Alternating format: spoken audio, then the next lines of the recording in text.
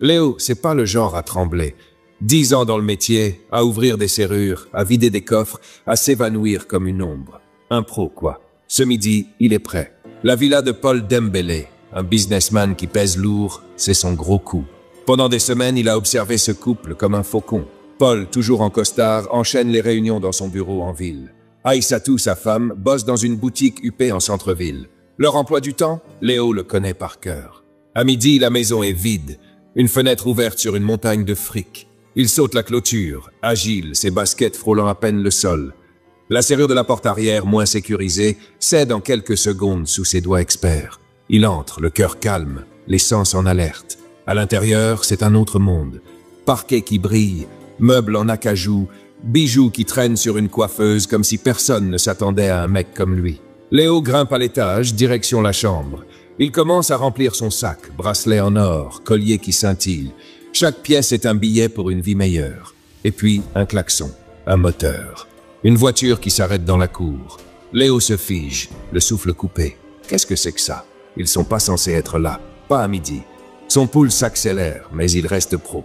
Il attrape son sac, file à pas de loup vers la cuisine, repère une petite pièce de débarras sombre, un réduit poussiéreux avec des boîtes et de vieux ustensiles. Il s'y glisse, referme la porte, laissant juste une mince ouverture pour voir. Son cœur cogne, mais il se force à respirer lentement.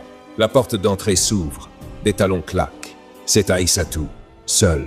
Elle bouge vite, nerveuse, sans allumer. Léo, à travers la fente, la voit traverser la cuisine. Qu'est-ce qu'elle fout là? Elle devrait être au boulot, à servir des clientes dans sa boutique. Là, c'est pas normal. Aïssatou s'arrête devant le comptoir, jette un coup d'œil autour d'elle, comme si elle craignait d'être suivie. Elle sort une fiole de sa poche, un truc minuscule qui capte la lumière. Elle attrape une bouteille de vin rouge, celle que Paul boit tous les soirs. Elle dévisse le bouchon, verse des gouttes de la fiole dedans. Pas un mot, mais ses mains tremblent légèrement, puis elle reste figée un instant, les yeux rivés sur une photo de son mari accrochée au mur. Soudain, elle la pointe du doigt en mimant une fusillade, comme si elle tirait sur lui. Ce geste troublant alerte encore un peu plus Léo sur ses intentions après ce qu'elle vient de faire. Elle referme la bouteille, l'essuie avec un chiffon et repart aussi vite qu'elle est venue. La porte claque, silence total. Léo sort du réduit, les jambes lourdes. Il fixe la bouteille comme si elle allait lui parler. Son plan, son casse parfait, tout ça s'écroule. Il a vu quelque chose qu'il n'aurait jamais dû voir. Aïssatou veut tuer Paul. Empoisonner son mari, comme ça, en douce. Léo, le mec qui vole sans poser de questions, sent une sueur froide couler dans son dos. Il pourrait vider le vin, partir avec son butin, oublier tout ça. Pourquoi il s'en mêle, lui? Depuis quand il joue les héros? Pourtant, cette bouteille sur le comptoir, c'est pas juste du vin. C'est une ligne qu'il n'a jamais franchie. Et maintenant, il doit choisir. Fuir ou faire quelque chose. Il sait pas encore quoi, mais une chose est sûre. Il peut pas cambrioler un mec qui est sur le point de crever. Léo s'adosse au mur de la cuisine, les yeux rivés sur la bouteille de vin empoisonnée. Son pouls cogne dans ses tempes, mais sa tête carbure à 100 à l'heure. Cette femme veut tuer son mari. Du poison, versé en douce dans le vin que l'homme boit tous les soirs. Léo, le voleur pro, le mec qui glisse entre les ombres sans poser de questions, pourrait juste prendre son butin et filer. Mais laisser un homme crever, c'est une ligne qu'il n'a jamais franchie. Voler, d'accord. Tuer, hors de question. S'il parle, qui va le croire? Un criminel comme lui, contre une femme comme elle, toute propre sur elle, qui parade dans les cercles huppés. Sa parole vaut rien. On l'enfermerait avant même qu'il ait fini sa phrase. Et si on découvre que la maison a été cambriolée juste avant que l'homme soit empoisonné, qui dit qu'on n'accusera pas le voleur d'être l'auteur des 2 crimes, pendant que la véritable coupable s'en tire avec un alibi en béton? Non, il peut pas se permettre d'être mêlé à ça. Il se redresse, inspire un grand coup. Faut disparaître, proprement. Il remonte à la chambre, remet chaque bijou à sa place sur la coiffeuse, les bracelets et montres en or, les colliers scintillants, alignés comme s'il n'avait jamais posé un doigt dessus. Ses gants glissent sur les poignets, le bord des meubles, effaçant toute trace. La porte arrière, crochetée avec ses épingles, n'a pas une éraflure. Il la reverrouille, précis comme un horloger. La villa redevient une coquille vide, intacte, comme si Léo n'avait jamais existé. Il saute la clôture, s'évanouit dans l'ombre. Vers 17 heures, le ciel est peint d'orange, l'air encore chargé de la chaleur du jour. 2 voitures s'arrêtent devant la parcelle. L'homme au costard un peu froissé descend de la première, les traits tirés par une longue journée. La femme à la robe éclatante sort de la seconde, son regard glissant ailleurs, comme si elle évitait celui de son compagnon. Léo est là, assis sur un muret près du portail, l'air d'un gars au bout du rouleau. Il se lève, s'avance, la voix douce mais calculée. « Bonsoir, monsieur, madame, je cherche du travail, n'importe quoi. Jardinier, gardien, même nettoyer. » Il baisse les yeux, joue le désespoir à fond. « J'ai frappé tout à l'heure, personne n'était là, alors j'ai attendu. J'ai cherché partout en ville, mais vous savez ce que c'est. Trouver un boulot ici, c'est la galère. Je veux pas voler, je veux pas finir mal. Donnez-moi une chance, même balayer vos toilettes, je prends. » L'homme plisse les yeux, méfiant. Un inconnu qui surgit comme ça sent pas bon. La femme, elle, coupe net. « On n'a pas besoin de monde. Notre gardien est juste malade, il va revenir. Désolé, mais partez. » Mais Léo insiste, la voix tremblante, juste ce qu'il faut. « Vous savez ce que c'est, ici. On te traite de fainéant, de voyou, si t'essaies pas. Moi j'essaie. J'ai pris mon courage à 2 mains pour venir. Je veux travailler, pas voler. S'il vous plaît, une chance. » L'homme hésite, touché par le discours. « Attends, dit-il à sa compagne. Il a pas tort. Le gardien, on sait pas quand il revient. Laissez la maison sans surveillance, je le sens pas. Monsieur, revenez demain.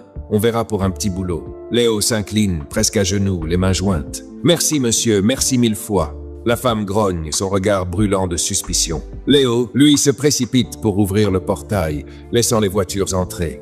Un petit geste pour se rendre utile, pour se faire bien voir. Le couple disparaît dans la villa, le portail claque. Mais Léo reste dehors, le cœur en vrac. Son objectif était de pouvoir entrer dans cette villa et commencer son service le jour même, afin de trouver un moyen d'empêcher cet empoisonnement. Mais les choses ne se sont pas déroulées comme prévu. Tout est allé trop vite. Demain, c'est trop tard. Le vin est là, prêt à tuer un homme aussi compatissant. Son plan était pourtant bien élaboré. Mais là, le temps presse, il ne peut pas attendre. Il inspire, s'avance, toque à la porte. Une voix agacée, celle de l'homme. « C'est qui ?» Léo bredouille. « C'est moi, monsieur Léo. J'ai oublié. À quelle heure demain ?» L'homme ouvre perplexe. « Entre vite !» Léo franchit le seuil, son regard balaye le salon. La bouteille de vin trône sur la table, un verre à côté. La femme, déjà assise, tient la bouteille, prête à verser. Léo improvise, la voix maladroite. « Eux aussi, je voulais savoir, c'est quoi le boulot exactement? Jardinier, gardien? Je veux être prêt, vous comprenez. » Il s'approche, un pas, puis 2, ses yeux rivés sur le vin. L'homme fronce les sourcils. « On t'a dit demain, non ?» La femme, elle, se crispe. « Pourquoi tu t'approches comme ça ?» Léo sent la tension grimper, mais il continue, balbutiant. « C'est juste. Je veux pas décevoir, je veux savoir si. » Et là, à 2 mètres de la table, il fait mine de trébucher. Un faux pas, calculé, mais crédible. Il bascule en avant, sa main heurte la bouteille. Elle vole, s'écrase sur le carrelage dans un fracas de verre et de vin rouge. La femme bondit furieuse. « Mais c'est quoi ton problème? T'es instable ou quoi? Tu poses des questions débiles et maintenant tu casses tout. » Sa voix tremble, mais pas juste de colère. Léo voit dans ses yeux qu'elle sait. Son plan vient de partir en éclats et elle se demande si cet accident était vraiment un hasard. Léo, à terre, joue l'idiot à fond, les mains levées. « Pardon, j'ai glissé, je voulais pas !» Il s'agenouille, l'air penaud, mais son cœur bat à tout rompre. L'homme, plus calme, le relève. « C'est rien, juste du vin. On en a d'autres. Mais fais gaffe, hein !» Il jette un regard à sa compagne, qui fulmine en silence, les poings serrés. « Écoute, » dit-il, compatissant. « T'as l'air d'avoir besoin d'aide. Tu vis où ?» Léo baisse les yeux. « Dans le quartier nord, c'est loin. Je vais rentrer à pied. » L'homme secoue la tête. « Trop loin. Tiens. » Il sort un billet de sa poche. « Prends ça pour le transport. » Léo accepte, murmure un merci, et sort. Dehors, sous la lumière d'un réverbère, il marche, un petit sourire malin au coin des lèvres. « T'as cru que t'allais le tuer ce soir? Pas sous mes yeux. Il sait qu'il a gagné une bataille. Mais demain, elle recommencera. Et lui, il sera là dans la place, prêt à jouer plus serré que jamais. » Léo traverse son quartier, un coin où les maisons ne crient ni la misère, ni l'opulence. Des gens normaux, équilibrés, qui vivent sans trop de bruit. Contre toute attente, Léo, le voleur qui jouait le gars au bout du rouleau, a une belle maison. Façade propre, jardin soigné, pas du tout l'image du type désespéré qu'il a vendu à Paul et Aïssatou. Avant de rentrer chez lui, il fait un détour par un orphelinat du quartier. Une vieille dame, ridée mais digne, l'accueille avec un sourire doux. « Maman, comment vas-tu ?» dit Léo, la voix chaleureuse. À son âge, elle ne peut pas être sa vraie mère, mais c'est comme ça qu'il l'appelle, un lien profond qu'il garde pour lui. Il sort le billet que Paul lui a donné pour le transport, le glisse dans sa main. « Tiens, maman, un petit quelque chose pour vous. » Elle le regarde, touchée, mais il ajoute comme pour se justifier. C'est honnête, ça. Ils se disent au revoir, et Léo s'éloigne, murmurant pour lui-même « Je te donne que ce qui est propre, maman. L'argent sale, Je peux pas. Pas à toi, t'es trop pur pour ça. C'est sa règle. Il ne partage avec l'orphelinat que l'argent gagné honnêtement. Son métier de voleur, c'est sa vie.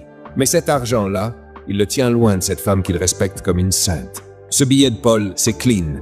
Alors il passe, comme chaque fois qu'il a quelque chose de légal à offrir. Chez lui, Léo ouvre sa porte sur un autre monde. À l'intérieur, c'est un trésor caché. Meubles chics, gadgets high-tech, des piles de billets bien rangés dans un coffre, le fruit de 10 ans de casse impeccable. Mais ce soir, il n'est pas là pour compter son butin. Il attrape les habits qu'il portait devant Paul. Une chemise, un vieux pantalon. Avec un couteau, il les déchire un peu, use les manches, salit le tissu pour coller à l'image du gars fauché qui supplie pour un boulot. Il se regarde dans le miroir, ajuste son air fatigué. « T'es prêt ?» se dit-il, un sourire malin au coin des lèvres. Le lendemain matin, c'est le week-end. Léo arrive devant la villa, sac à l'épaule, ponctuel comme un métronome. Il appuie sur la sonnette. Après un moment, Paul ouvre le portail, un sourire surpris aux lèvres. « Eh bien, t'es matinal, toi. » Léo hoche la tête, humble. « Normal, patron. Vous m'avez donné le transport hier, j'ai pris le bus. J'arrive à l'heure. » Paul rigole. « Bienvenue entre. La maison est calme, l'ambiance paresseuse du week-end. » Aïssatou, en robe légère, jette un regard méfiant depuis le salon. Léo salue poliment. « Patron, je suis là pour commencer le boulot. » Paul acquiesce. « Bon, gardien de jour, c'est ça. L'ancien gardien dormait ici, mais toi, on te connaît pas encore. Ici, c'est plus risqué la journée, ma femme et moi, on est au boulot. Peut-être qu'on pourrait te loger. » Aïssatou l'interrompt, tranchante. « Non, pas question. Il vient d'arriver, on va pas lui donner la maison comme ça. On le maîtrise pas encore. » Paul hoche la tête. Elle a raison. Léo, rapide, soutient son objection. « Madame, vous avez raison. Je dois faire mes preuves d'abord. Quand vous jugerez que je le mérite, on en reparlera. » Paul approuve, impressionné par son humilité. Il emmène Léo faire un tour de la villa, explique les détails. Les interrupteurs, les codes du portail, les coins à surveiller. Léo écoute, grave tout dans sa tête, l'air sérieux. Puis il se met au travail. Balayer la cour, tailler les buissons, nettoyer les coins négligés. Il bosse dur, montre qu'il est utile. Aïssatou l'observe de loin, toujours méfiante. Mais Paul semble satisfait. La journée passe et le soir, Léo rentre chez lui. Lundi, Paul et Aïssatou partent au boulot, laissant Léo seul dans la villa. Il est gardien, mais aussi un peu homme à tout faire. Aïssatou, paresseuse, laisse traîner la maison. Alors Léo balaie, range, fait briller le salon. Mais il a un autre plan. Il verrouille le portail, file chez lui en vitesse. Dans un coin de sa maison, il ouvre une mallette discrète. Dedans, des caméras minuscules, du matos de pro qu'il utilise pour ses casses, si petites qu'on dirait des grains de poussière. Il les glisse dans son sac, retourne à la villa. Là, il agit vite. Il place les caméras dans des endroits stratégiques. Une derrière une ampoule dans la cuisine, une autre dans un coin du salon, une près du couloir menant à la chambre. Des cachettes invisibles, sauf pour un scanner pointu. Ces caméras, c'est sa méthode. D'habitude, il les pose pour espionner les codes de coffre, les habitudes des propriétaires. Ici, c'est pour surveiller Aïssatou, capter ses moindres gestes. Une fois les caméras en place, il se pose dans la cour, l'air de rien, jusqu'au retour du couple. La routine s'installe. Mais au fil des jours, Léo remarque un détail troublant. Aïssatou, parfois, rentre plus tôt que Paul. Elle s'enferme dans leur chambre, toujours au téléphone, parlant à voix basse. Léo, discret, s'approche, tend l'oreille. Ce n'est pas Paul à l'autre bout, c'est sûr. Avec qui parle-t-elle? Ces conversations sentent le secret. Il pourrait creuser, mais il se recentre. Il est là pour protéger Paul, pas pour jouer les curieux. Cet homme, sa compassion, sa gentillesse quand il lui a donné une chance, l'a marqué. Léo n'avait pas prévu de plonger là-dedans, mais il s'est juré de sauver Paul. Il veut démasquer Aïssatou, révéler son vrai visage, l'éloigner avant qu'elle ne frappe à nouveau. Léo est seul dans la villa, en plein boulot. Il balaie la cour, range le salon, joue son rôle d'homme à tout faire avec la précision d'un pro. Paul et Aïssatou sont partis au travail, laissant la maison sous sa garde. Le soleil tape fort, l'air est lourd. Alors qu'il passe un coup de balai près du portail, la sonnette retentit. Léo fronce les sourcils. « C'est qui, encore ?» marmonne-t-il. Il ouvre le portail et là, une femme se tient devant lui. Visage fatigué, yeux creusés, mais une dignité qui résiste malgré tout. « Bonjour, madame » lance Léo, poli mais prudent. La femme le regarde, un sourire las. « Bonjour, mon fils. Je peux vous aider? Vous cherchez quelqu'un ?» Elle l'observe quelques secondes, comme si elle jaugeait ce nouveau visage. « Je suis venu voir Paul. Son téléphone ne passe pas, dit-elle, la voix douce mais ferme. Léo hausse un sourcil. « Paul, c'est urgent? Vous dites que son numéro passe pas ?» Elle soupire, l'air épuisé. « Oui, j'ai essayé d'appeler, rien. Même avec d'autres numéros, il répond pas. Il doit deviner que c'est moi, ça ne sonne même plus. Je veux lui parler, c'est important. Léo croise les bras, méfiant. Madame, je suis juste le gardien ici. C'est ma première semaine. Je gère la sécurité de cette parcelle. Je vous connais pas, je sais pas d'où vous sortez. Si vous voulez voir mon patron, faut me donner plus de détails. Pourquoi vous êtes là? La femme baisse les yeux et soudain, ses lèvres tremblent. Des larmes coulent sur ses joues. Léo se raidit, déstabilisé. « Maman, j'ai pas mal parlé, hein ?» bredouille-t-il. « C'est juste mon boulot, je dois savoir. » Elle secoue la tête, essuie ses larmes. « Non, c'est pas toi, mon fils. T'as raison, t'es juste un travailleur. C'est cette maison. » Elle lève les yeux vers la villa, la voix brisée. « C'est moi qui l'ai vu naître. De la première brique jusqu'à aujourd'hui. Paul, c'était mon mari. Des années ensemble. On a 2 enfants, une fille aînée et un garçon. Mais aujourd'hui, mon garçon est malade, gravement. J'essaie de me battre seul avec le peu que j'ai. Paul, il s'occupe plus de nous. Depuis qu'il est avec Aïssatou, il nous a chassés, moi et les enfants. » Léo reste figé, bouche bée. La femme continue, les larmes roulant encore. « J'ai tenu bon. J'ai voulu élever mes petits sans lui.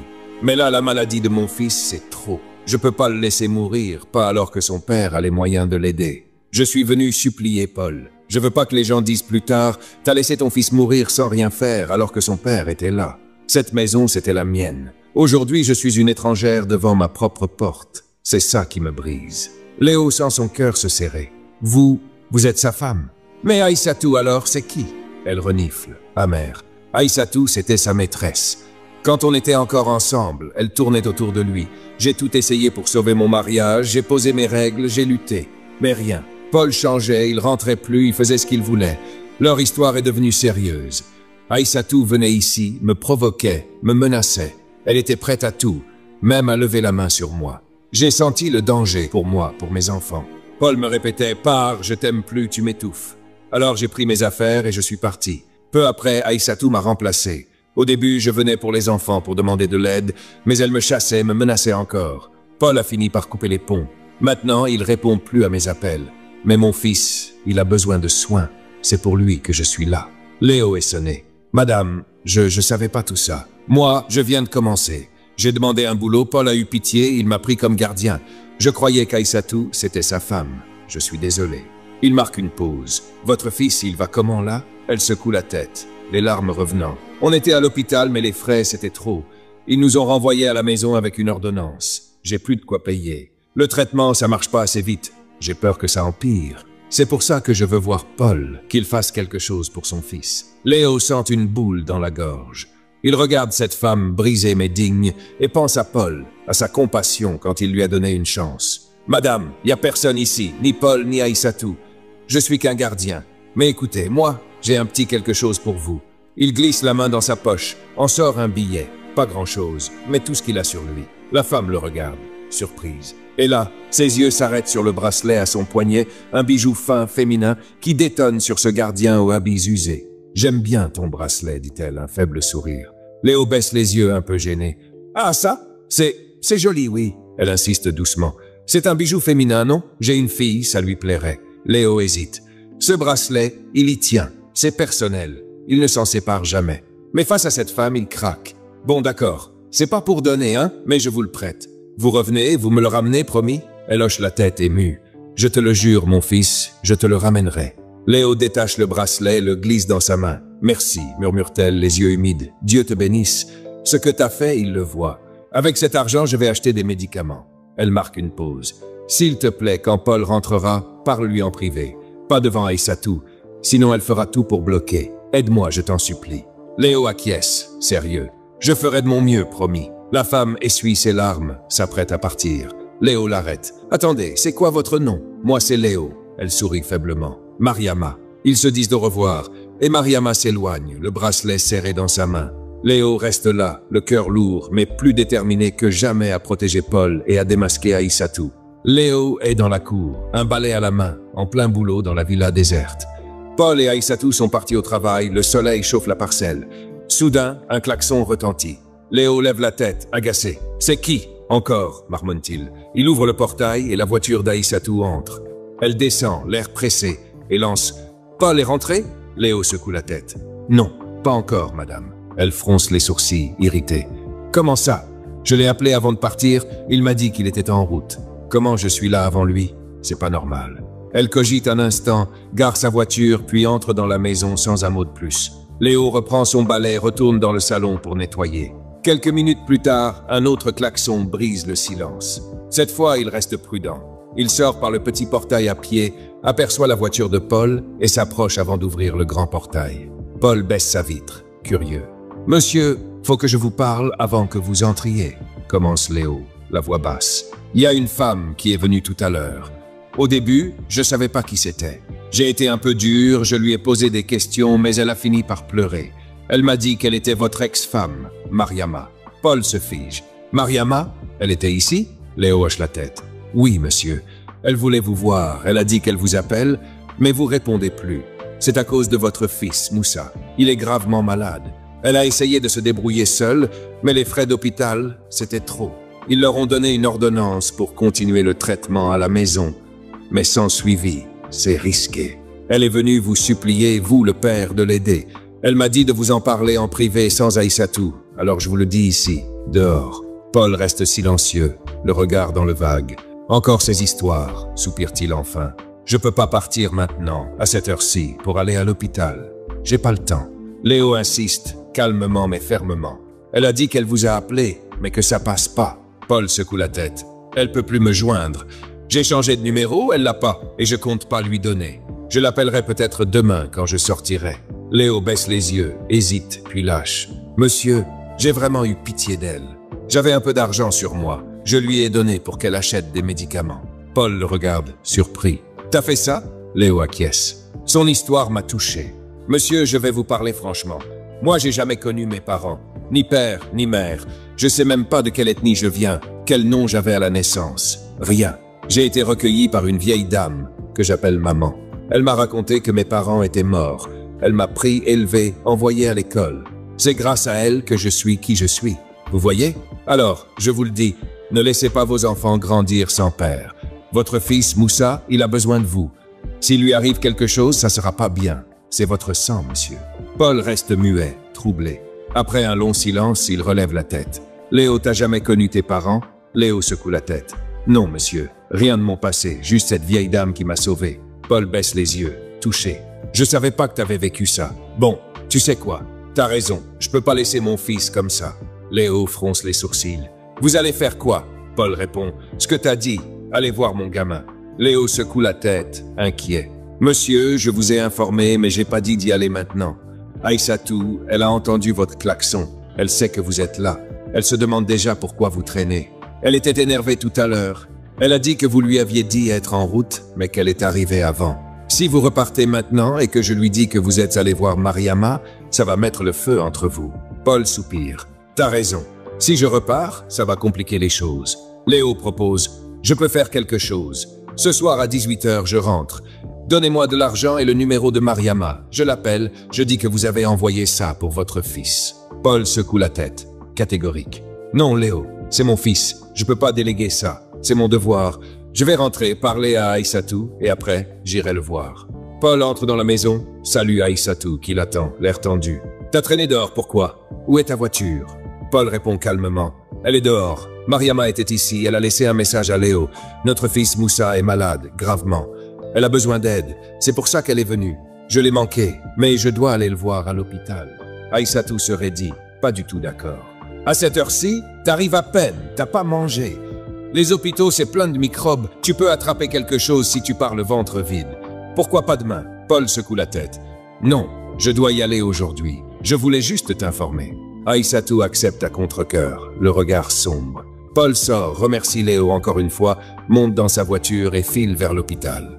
Vers 17h45, Léo s'apprête à partir. Il entre dans la maison pour prévenir Aïssatou. Elle est assise, le front fermé, l'air boudeur. « Madame, je vais rentrer, » dit Léo. Elle le fusille du regard. « T'as besoin de m'informer pour partir? T'as du courage pour ça, mais pas pour me dire que l'ex-femme de Paul était là ?» Léo reste calme. « Madame, j'ai pas voulu vous en parler, ça vous concernait pas. Elle m'a dit de parler à Paul directement, alors c'est ce que j'ai fait. Je m'excuse si j'ai mal fait. » Aïssatou grogne. « C'est pas grave, va-t'en. » Léo salue à contre-cœur et sort. Chez lui, comme chaque soir, Léo entre dans sa chambre secrète, allume ses écrans et surveille les caméras qu'il a posées dans la villa. Aïssatou, seule, le portail fermé, se croit à l'abri. Elle prend son téléphone, appelle un certain David. Léo, les yeux rivés sur l'écran, écoute, le souffle court. « Mon amour, comment tu vas ?» commence Aïssatou. David répond sur un ton moqueur. « Toi, tu prends ton temps, Aïssatou. Il faut passer à l'acte, éliminer Paul pour qu'on hérite de ses biens. On traîne trop. » Aïssatou soupire. « J'étais prête à l'éliminer. J'avais piégé la bouteille de vin, tout était prêt. Mais cet imbécile de gardien, Léo, il a trébuché, sa main a cogné la bouteille, elle s'est cassée. J'étais à 2 doigts de l'étrangler. Il m'a mis hors de moi. L'empoisonnement, ça a foiré. On peut pas refaire le même coup. Trop risqué. Il faut changer de tactique. » David acquiesce. « D'accord, je vais trouver un plan, je te tiens au courant. Ce mois-ci, on en finit avec lui. » Aïssatou ajoute, nerveuse. Il est allé voir son gosse à l'hôpital. Il s'en foutait avant, pourquoi maintenant? S'il change, s'il demande le divorce, on perd tout.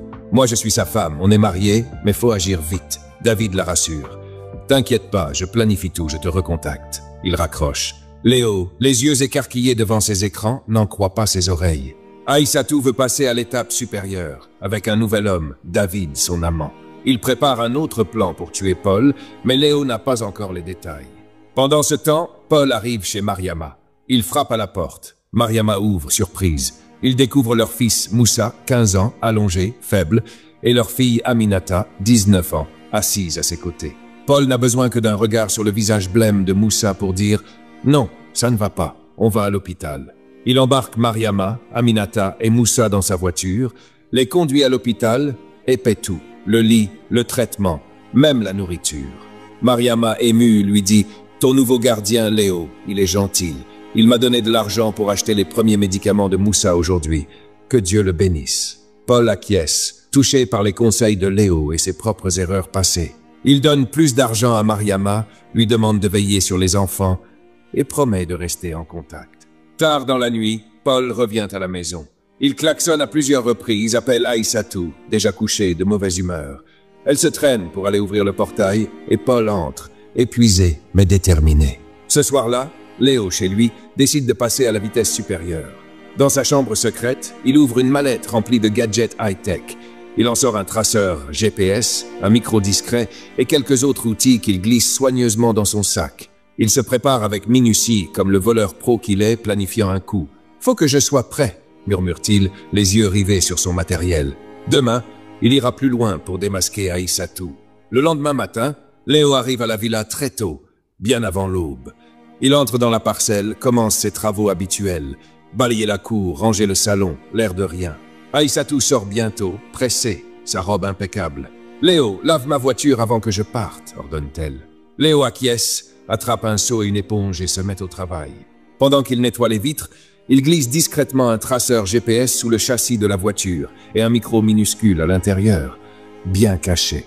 Personne ne pourrait les repérer. Il termine, essuie ses mains et retourne à ses occupations comme si de rien n'était. Aïssatou part peu après, sa voiture filant dans la rue. Paul, lui, reste à la maison ce matin-là, contrairement à son habitude. Vers midi, des klaxons retentissent devant le portail. Paul appelle Léo depuis la villa. « Ouvre, ce sont mes invités. » Léo s'exécute et à sa grande surprise, plusieurs voitures de luxe entrent dans la cour. Les occupants descendent, des hommes d'affaires, pour la plupart des Chinois en costume impeccable. Paul avait mentionné qu'il attendait des partenaires pour un gros contrat. Léo leur indique où garer leur véhicule dans la vaste cour de la villa. Le dernier chauffeur, un Chinois, semble avoir du mal à manœuvrer. Sa voiture risque de cogner la grille du portail. Léo s'approche, lui donne des instructions en français, mais l'homme secoue la tête, confus. Alors, à la surprise générale, Léo passe au Chinois. Tourne un peu à droite, pas trop vite, tu vas toucher la grille. Le chauffeur écarquille les yeux, suit les conseils et gare correctement. En descendant, il salue Léo, impressionné. « Tu parles chinois ?» Léo hoche la tête, un sourire modeste. « Oui, je me débrouille. » Le Chinois rigole. « C'est intéressant. Comment t'as appris ?» Léo hausse les épaules. « Il y a longtemps, dans un club. J'ai appris 3 langues, français, anglais, chinois. C'est utile. » L'homme hoche la tête, admiratif. « Pas mal. » De loin, Paul observe la scène depuis la villa, perplexe. Pourquoi Léo discute-t-il si longtemps avec ce Chinois? Est-ce qu'ils se comprennent? Il fronce les sourcils, mais ne pose pas de questions tout de suite. Les partenaires entrent, et la réunion commence dans le salon. L'ambiance est tendue. Plusieurs Chinois parlent un français approximatif, et la compréhension patine. Les termes du contrat, cruciaux, restent flous. Le Chinois que Léo a aidé murmure à son collègue qui parle un peu français, appelle leur gardien, il parle chinois couramment. Le collègue transmet à Paul, Votre gardien, il parle chinois. Il peut interpréter. Paul hausse un sourcil, sceptique. Léo, c'est juste un gardien, il peut pas faire ça. Le chinois insiste. Si, je l'ai vu à l'entrée. Il est excellent. Paul appelle Léo, qui entre, l'air calme. Patron, vous m'appelez? Paul, encore surpris, demande. Donc, tu parles chinois? Léo acquiesce. Oui, je me débrouille. Paul le fixe, puis désigne la table. Viens, assieds-toi, tu vas interpréter. Léo s'installe et ce qui suit dépasse toutes les attentes. Il traduit avec une fluidité sidérante, passant du chinois au français sans hésiter, comme s'il avait parlé la langue toute sa vie. Paul, qui ne comprend pas le chinois, est abasourdi par l'aisance de Léo. La réunion, qui semblait partir pour des heures de confusion, s'achève en quelques minutes. Les termes sont clairs, le contrat signé. Les Chinois saluent Léo, impressionnés. « Tu es vraiment intéressant », dit l'un d'eux en riant avant de partir. Une fois les voitures de luxe reparties, Paul se tourne vers Léo, encore sous le choc. « Toi, comment tu connais le chinois? Y a autre chose que tu me caches ?» Léo hausse les épaules, désinvolte. « Non, patron, j'ai appris le chinois et l'anglais il y a longtemps. Ce sont des langues de business, utiles pour les affaires. J'avais des projets, alors je me suis formé dans des clubs, des cours. Voilà. » Paul secoue la tête, admiratif. « T'es plein de surprises, Léo. » Il termine la discussion et Léo retourne à ses travaux. Pendant ce temps, Aïssatou, ailleurs en ville, retrouve David, son amant. Il monte dans sa voiture et s'éloigne, ignorant le micro et le traceur GPS caché par Léo. En roulant, il parle librement. « J'ai trouvé un plan, dit David. On va embusquer Paul. Demain matin, quand il part au boulot, on l'attend dans un coin isolé, une ruelle avec des arbres, loin des maisons. On piège une jeune fille, on fait semblant qu'elle est en détresse. Quand il s'arrête, on sort, cagoulé, avec des armes. On le braque et on le fait disparaître. » Aïssatou hoche la tête, excité. « C'est parfait. Le contrat avec les Chinois est signé aujourd'hui, donc il est déjà partenaire. Si on agit maintenant, j'hérite de tout. L'argent, les biens, tout ce qui va avec. » David acquiesce. Demain matin, c'est bon, on passe à l'action. Il cale les derniers détails, se sépare, et Aïssatou continue vers son travail. Léo, lui, absorbé par la réunion et la discussion avec Paul, a oublié ses gadgets. Il vaque à ses occupations, nettoie la cour, range la villa, perdu dans ses pensées. À 18h, comme d'habitude, il s'apprête à partir. Aïssatou arrive à ce moment-là, klaxonne, et Léo ouvre le portail. Il la salue, mais elle répond à peine, toujours distante. Léo hausse les épaules, boucle son sac et rentre chez lui. Chez lui, il entre dans sa chambre secrète, allume ses écrans et consulte le trajet d'Aïssatou via le traceur GPS. Il fronce les sourcils, elle a fait un détour inhabituel avant d'aller au travail. Curieux, il lance les enregistrements du micro. Et là, son cœur s'arrête. Il entend toute la conversation entre Aïssatou et David. Le plan pour embusquer Paul, la fille en détresse, les cagoules, les armes, l'héritage après le contrat avec les Chinois. Le piège est prévu pour demain matin. Léo, seul chez lui, loin de la villa, sent la panique monter. « Qu'est-ce que je peux faire ?» murmure-t-il, les yeux fixés sur l'écran. Il cogite, cherche une solution pour empêcher l'attaque, mais il est tard et Paul est déjà chez lui. Arrivé très tôt demain, est-ce que ça suffira? Il est perdu, le cerveau en ébullition, cherchant comment sauver Paul. Léo accélère dans les rues encore sombres, le cœur battant à tout rompre. Il sait que le piège d'Aïssatou et David pour Paul est prévu ce matin. Il arrive à la villa très tôt, juste avant l'aube, et entre dans la parcelle. À sa grande surprise, Paul est assis sur les marches devant l'entrée, l'air abattu, le visage fermé, comme enfermé dans ses pensées. Léo s'approche, un nœud dans l'estomac. « Bonjour, patron », lance-t-il, tentant un ton léger. Pas de réponse. Paul reste immobile, le regard perdu. Léo insiste, inquiet. « Qu'est-ce qui s'est passé? Y a un problème ?» Paul relève lentement la tête, ses yeux pleins de déception. « Léo, pourquoi ?» dit-il, la voix lourde. « Pourquoi tu m'as fait ça? Je te faisais confiance. Pourquoi tu m'as trahi ?» Léo perdu fronce les sourcils. « Patron, je comprends pas. Expliquez-moi, qu'est-ce qui s'est passé ?» Paul secoue la tête, amer. « C'est à toi de me le dire. Toute la vérité, Léo. Si tu parles maintenant, je peux peut-être arranger les choses. Mais si tu continues à cacher entre toi et moi, c'est fini aujourd'hui. » Léo sent une vague de panique l'envahir. « Qu'est-ce qu'il a découvert ?» se demande-t-il. « Que je suis un infiltré? Que je sais pour Aïssatou? Ou autre chose ?» Des hypothèses défilent dans sa tête, mais il reste calme en apparence. « Patron, je comprends pas. Expliquez, s'il vous plaît. » Soudain, Aïssatou sort de la maison, furieuse. Elle jette des objets aux pieds de Léo. Le traceur GPS et le micro qu'il avait caché dans sa voiture. Léo blêmit, le souffle coupé. Comment ils ont trouvé ça? Aïssatou pointe un doigt accusateur. « C'est à toi de me dire à qui ça appartient.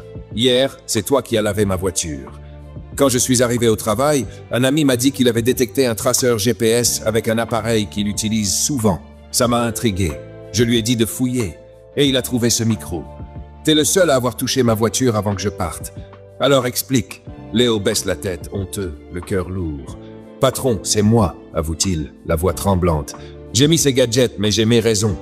Laissez-moi expliquer. Paul l'interrompt glacial. Non, pas besoin. J'en ai assez entendu. Léo insiste. S'il vous plaît, écoutez-moi d'abord. Mais Aïssatou s'enflamme, coupant la parole. T'as rien à dire, ferme-la. Paul, lui, commence à douter. Un infiltré? Un espion envoyé par mes concurrents? Il se tourne vers Aïssatou. T'as appelé la police? Elle hoche la tête. Oui, il y a longtemps. Quelques minutes plus tard, des agents en civil arrivent, menottes à la main. Ils saluent Paul et Aïssatou. Aïssatou prend la parole théâtrale. Ce type, on l'a recueilli par pitié. Il est venu devant chez nous. Il a supplié pour un boulot. On l'a pris comme gardien. Moi, j'avais des doutes dès le début. Mais Paul lui faisait confiance aveuglément. Il voulait même le loger ici. Heureusement, j'ai insisté pour qu'on le teste d'abord. Et voilà qu'on trouve ça. Des micros, des traceurs. C'est un homme dangereux, messieurs. Arrêtez-le, emmenez-le au poste, interrogez-le, trouvez qui l'envoie. Léo tente une dernière fois. Patron, s'il vous plaît, laissez-moi expliquer. Mais les agents l'attrapent, lui passent les menottes et le poussent dans leur voiture. Il démarre, laissant Paul et Aïssatou seuls. Aïssatou se tourne vers Paul, triomphante. Tu vois, je t'avais dit qu'il n'était pas clair, j'ai toujours su. Paul soupire. T'as raison, chérie. Je me suis trompé. L'instinct des femmes, hein? Il secoue la tête, déçu. Quelques instants plus tard, la sonnette retentit. Aïssatou fronce les sourcils. C'est qui encore? Elle ouvre le portail et Mariama surgit, l'air furieux. Elle pousse Aïssatou et entre dans la parcelle, criant « Paul! Paul !» Sa voix tremble de colère et de larmes. Paul sort précipitamment. Qu'est-ce qui se passe? L'enfant, il est mort? Mariama secoue la tête, les yeux brûlants. Non, c'est pas l'enfant. Paul, qu'est-ce que tu m'as caché? Pourquoi tu m'as fait ça? Tout le mal que tu m'as déjà fait, c'était pas assez? Il fallait ajouter ça? Paul, perdu, échange un regard avec Aïssatou, tout aussi déconcerté. De quoi tu parles, Mariama? Elle brandit un bracelet, celui que Léo lui avait prêté. Tu vois ça? Explique-moi ce que c'est. Paul observe le bracelet, hausse les épaules. C'est un bracelet en or, et alors? Tu veux m'impressionner avec ça? Son ton sarcastique met Mariama hors d'elle. Paul, arrête de jouer. Aïssatou tente d'intervenir. Respecte mon mari. Mariama se retourne, furieuse. Toi la ferme.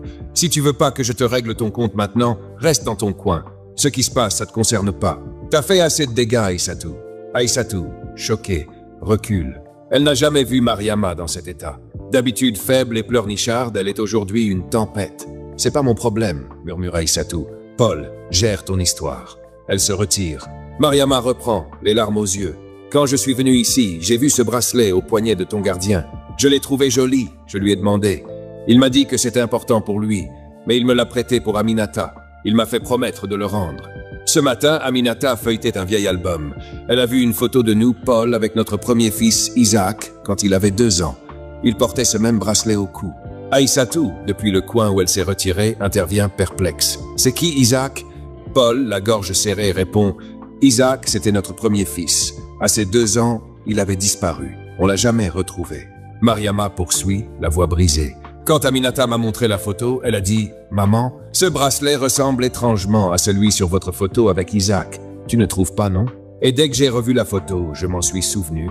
C'est le bracelet que tu m'avais offert lors de mon anniversaire après la naissance d'Isaac. J'ai compris pourquoi ce bracelet m'attirait tant. Ton gardien, Paul, il sait quelque chose. Vous êtes complice. Vous savez où est passé mon fils. Paul secoue la tête, sonné. Je savais pas. Et lui, on vient de découvrir qu'il avait mis des micros et un traceur dans la voiture d'Aïssatou. C'est un infiltré. Il est venu pour une mission. Aïssatou, revenu dans la conversation, ajoute « Il est sûrement lié à celui ou ceux qui ont volé votre enfant. » Paul fronce les sourcils, réfléchit. Mais vu son âge, il devrait être soit enfant ou pas encore né à cette époque. Mariama et Paul se regardent, les pensées en vrac. Et s'il était Isaac, murmure Mariama. Comment il s'est retrouvé ici? Est-ce qu'il sait qu'on est ses parents? Est-ce qu'il est venu pour se venger, croyant qu'on l'a abandonné? Les hypothèses fusent dans leur tête. Aïssatou tente d'intervenir, mais Paul et Mariama la coupent en cœur. Toi, tais-toi, va là-bas. Aïssatou se retire, vexée, et comprend qu'elle ne fait vraiment pas partie de ce chapitre énigmatique. Paul et Mariama, seuls, continuent à cogiter, bouleversés par l'idée que Léo pourrait être leur fils perdu, Isaac, revenu par un hasard troublant, ou un retour calculé, qui cache peut-être quelque chose de bien plus grave. Aïssatou se retire dans la maison, comprenant que la confrontation entre Paul et Mariama ne la concerne pas. Elle s'isole dans la chambre, saisit son téléphone et appelle David, la voix basse. « Alors, vous l'avez toujours ?» David répond, confiant. « Oui, on l'a. Tout est sous contrôle. » Aïssatou hoche la tête, un sourire malin aux lèvres. « Faites ce qu'il faut. » David ricane. « On attendait juste ton feu vert. » Aïssatou murmure, presque pour elle-même. « Tu te croyais plus malin que moi, Léo ?» Elle raccroche, un éclat sombre dans les yeux. Flashback. La veille, dans la voiture d'Aïssatou. Aïssatou et David discutent de leur plan pour éliminer Paul. À peine ont-ils fini que David revient précipitamment, l'air tendu. Il fait signe à Aïssatou de ne pas parler et de sortir. Il s'éloigne du véhicule et David murmure « J'ai détecté des interférences avec mon téléphone. Ta voiture est sous écoute. Il y a un traceur GPS et un micro dedans. » Aïssatou écarquille les yeux. « Impossible. Je viens de sortir de la maison qui aurait pu faire ça. » David insiste, sérieux. « Je sais de quoi je parle. Regarde. » Il lui montre son téléphone où un signal clignote. Il fouille la voiture, soulève un panneau près du tableau de bord et sort le micro. « Tu vois ?» Et là, sous le châssis, le traceur. Aïssatou, choquée, cogite. « Paul, non, il touche jamais à ma voiture. » Puis, elle fronce les sourcils. « Attends, on a un gardien, Léo. Il est bizarre. Il est arrivé récemment en demandant du boulot. C'est lui qui a lavé ma voiture ce matin. » David hoche la tête, les pièces du puzzle s'assemblant. « Tu te rappelles la bouteille empoisonnée? Quand tu m'as dit qu'un maladroit l'avait cassée? C'était lui, non ?» Aïssatou acquiesce, troublé. « Oui, c'est lui. » David plisse les yeux. « C'est pas un hasard. Il a fait exprès. Il sait pour toi, pour le poison, pour tout. Ce type, c'est pas un simple gardien. C'est un infiltré, peut-être envoyé par Paul ou quelqu'un d'autre. » Aïssatou, nerveuse, demande « Mais il est dans quel camp ?» David secoue la tête. « On sait pas s'il est pour ou contre Paul. Ce qu'on sait, c'est qu'il contrecarre nos plans. Il a des micros, des traceurs, peut-être même des caméras dans votre maison. Il faut l'éliminer. » Aïssatou hoche la tête, déterminée. « D'accord, voici le plan. Je vais montrer le traceur et le micro à Paul, dire qu'un ami les a trouvés. On accuse Léo, mais on lui coupe la parole pour qu'il s'explique pas. Ensuite, au lieu d'appeler la vraie police, je vous appelle, toi et tes gars. Vous vous faites passer pour des agents. Vous l'emmenez et vous vous occupez de lui. » David acquiesce. « Parfait. Mais laisse les gadgets dans la voiture jusqu'au matin. S'il vérifie à distance, il faut qu'il pense que tout va bien. Demain, avant qu'il arrive, tu les sors et tu les mets devant lui. Ils se séparent. Le plan scellé. » Fin du flashback. Dehors, Paul et Mariama continuent de cogiter, bouleversés par le bracelet. Paul, la voix tremblante, dit « S'il est vraiment Isaac, notre fils, il faut qu'on comprenne. Pourquoi ces micros, ce traceur? Est-ce qu'il sait qui on est ?» Mariama acquiesce, les larmes aux yeux. « C'est pas un hasard. Ce bracelet, il l'avait au poignet comme Isaac au cou. On doit parler à Léo. » Paul sort son téléphone et appelle le commissariat. « Bonjour. On vous a appelé tout à l'heure pour un suspect, notre gardien. Vos agents l'ont emmené. On a des questions. On pense qu'il pourrait être quelqu'un d'important. Ne l'enfermez pas tout de suite. » L'agent, confus, répond « Monsieur, on n'a reçu aucun appel et nos agents n'ont arrêté personne ce matin. Aucun déplacement. » Paul, troublé, raccroche et se tourne vers Aïssatou, qui sort de la maison. « Tu as appelé la police, non?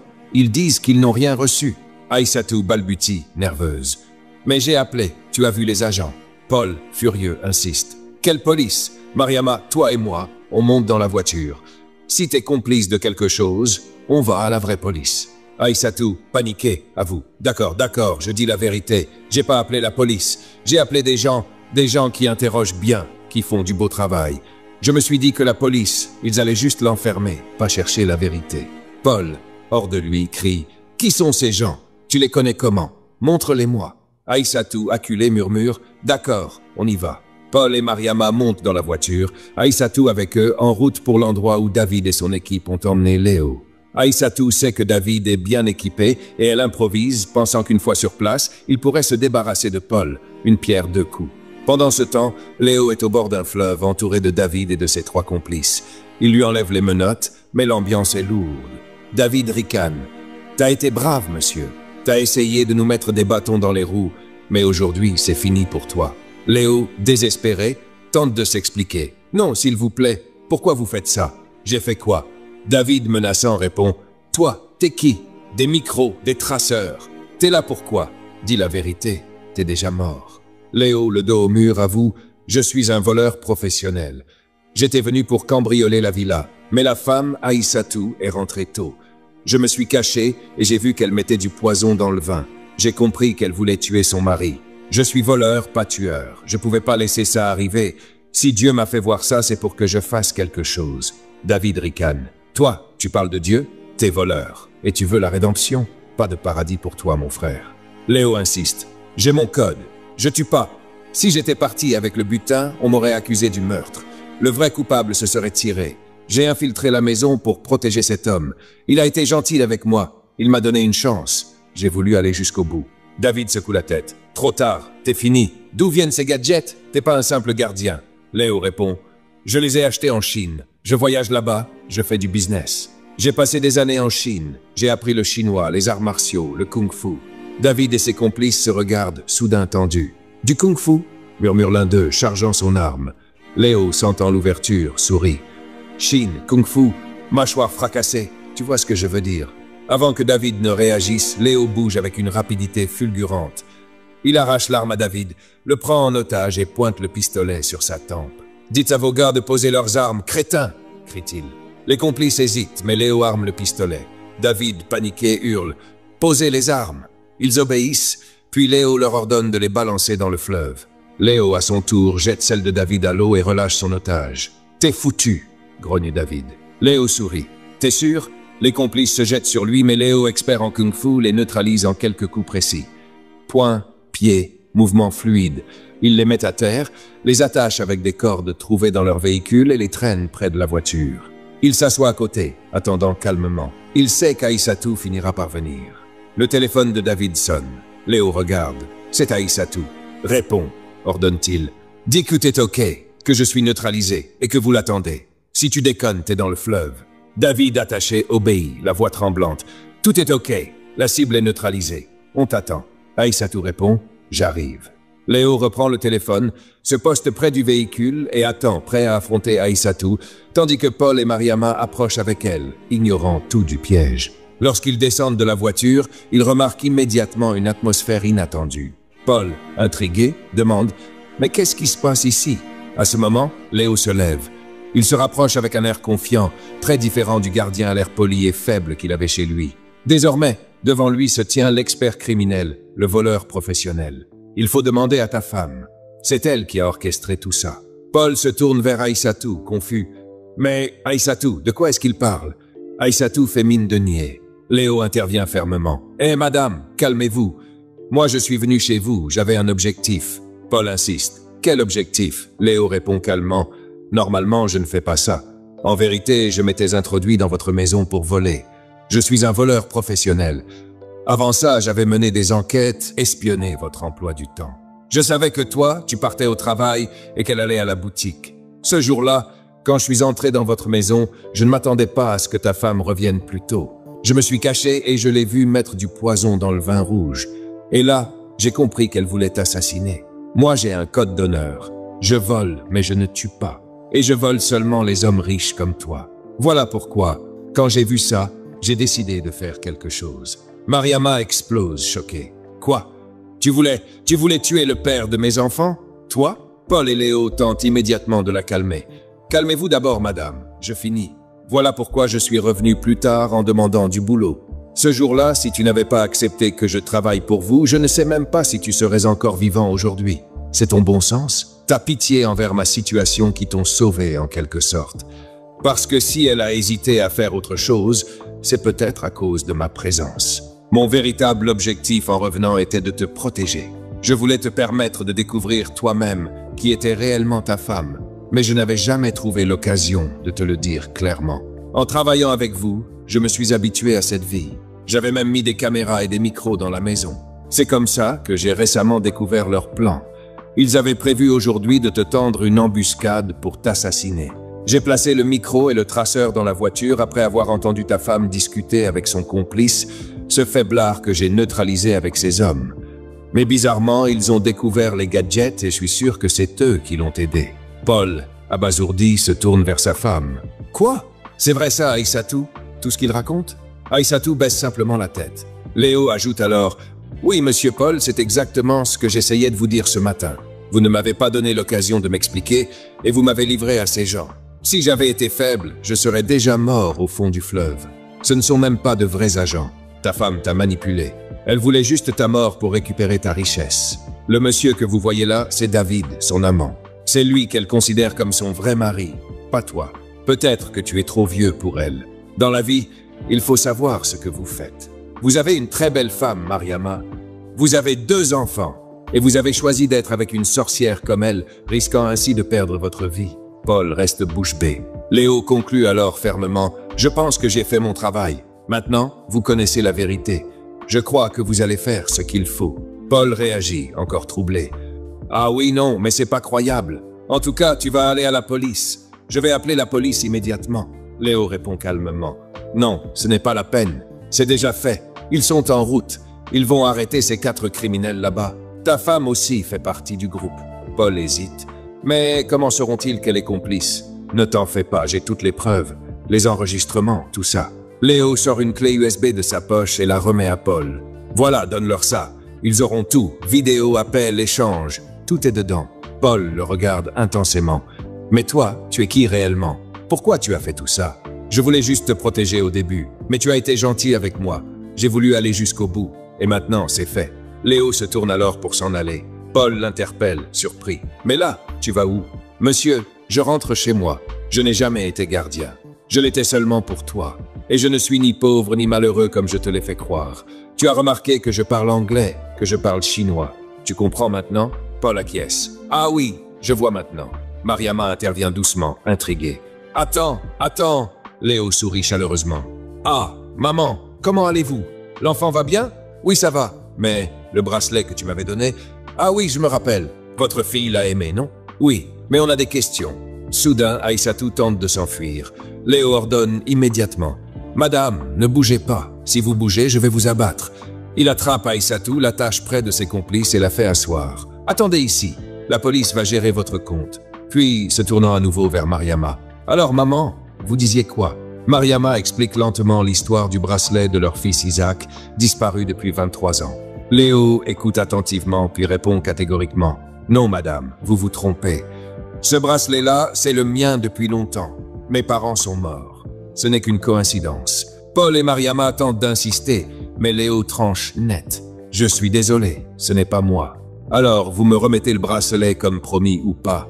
Vous comprenez bien que je ne peux pas traîner. Je suis moi aussi un criminel, et on pourrait m'arrêter à tout moment. » Mariama se tourne vers Paul qui lui fait signe d'obtempérer. Elle lui rend alors le bracelet malgré elle. Léo le récupère, satisfait, puis ajoute « Maintenant, donnez cette clé à la police. » Puis il s'éloigne vers les arbres.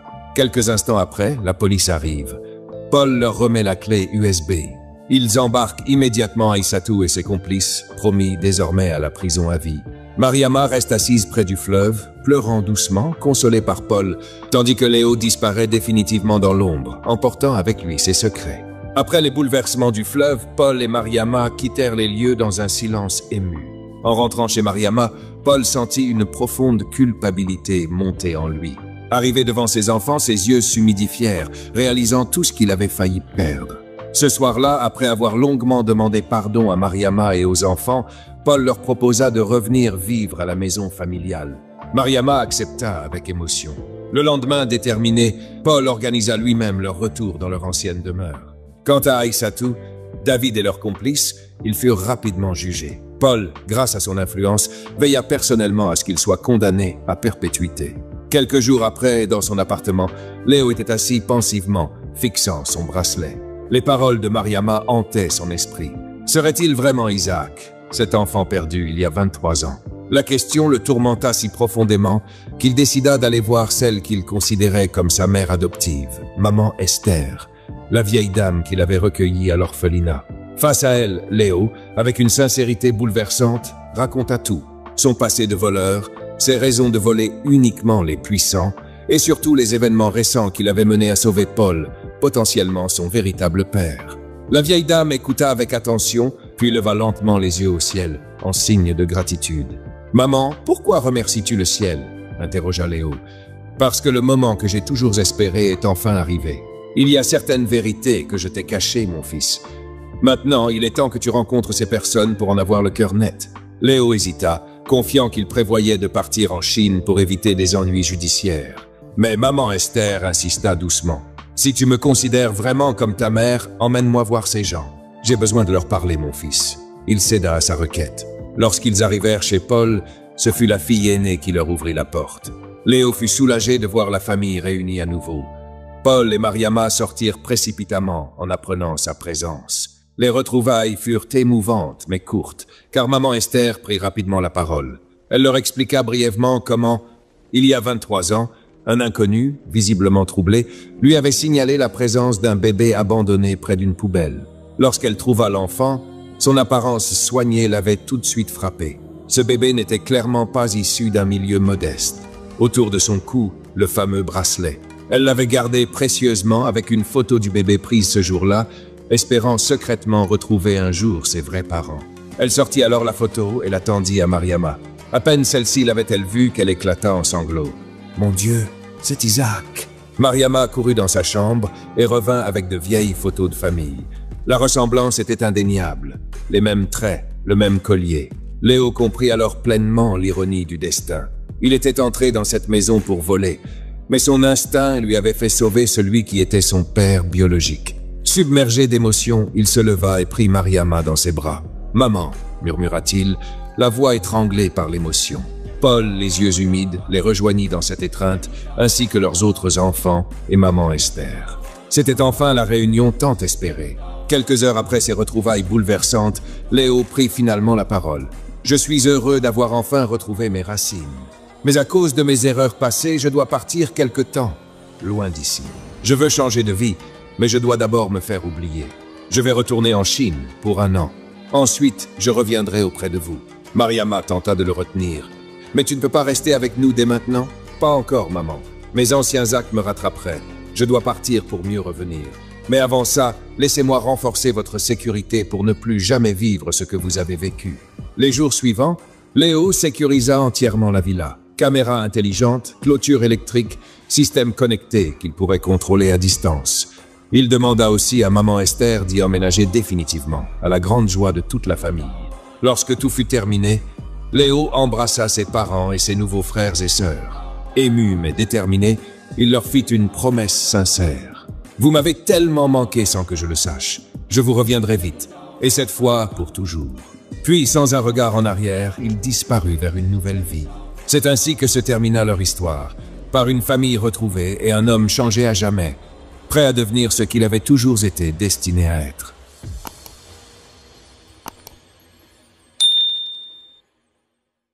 Si vous avez aimé cette histoire, laissez un like, abonnez-vous si ce n'est pas encore fait, et dites-nous en commentaire quelle est la morale de l'histoire.